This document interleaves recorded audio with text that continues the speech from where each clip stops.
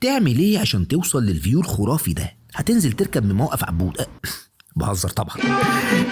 ده تاني يوم لينا على الساحل الإيطالي اللي هنزوره كله مدينة مدينة، ونجرب وندوق ونشرب كل حاجة حلال، ما تخليش دماغك تروح لبعيد. وكل ده عشان أنقل لكم تجربة متكاملة هتساعدكم لو فكرتوا في يوم تعملوا الرحلة دي. امبارح اتحركنا من نابولي، ولو تفتكروا قلت لكم في الفيديو اللي فات إن المدينة اللي جاية هي مدينتي المفضلة، واحنا دلوقتي في بومباي. بس لا، دي مش مدينتي المفضلة، دي عدينا عليها في الطريق. ممكن تقطع تيكت وتخش تزور هناك متحف الناس اللي اتحرقت صاحية، بس يعني أنا وأنستازيا مراتي ما كناش في المود قوي للمحروقين، وقلنا ناكل بيتزا ونكمل طريقنا. ايه يا جدعان الطريق ده؟ والله انا زيكم، وانا بشوفه في الفيديو دلوقتي منبهر بيه اكتر واكتر. انا ازاي ما ركنتش ونمت هنا وخلاص؟ بس مش ازمه، لانه اوبا بصوا على اللي جاي. بوسيتانو. كفايه جمال الاسم والله، بوسيتانو. سيبوني اقولها مره كمان، بوس. خلاص كفايه كده. نزلنا عند المايه شويه، وبعدها خدنا عربيتنا وطلعنا فوق الجبل في حته اسمها فوريرو. هتقولي طب ليه ما قعدتش في بوسيتانو؟ هقولك لان الفيو من فوق هيوريك الساحل كله، وكمان ارخص شويه. بس محدش يقول لمراتي، لاني فهمتها ان فوق اغلى عشان الفيو. ونتقابل في المدينه الجايه اللي هتقابلنا على الساحل الايطالي اللي مكملين فيه لحد ما نجيب اخره. فما تنساش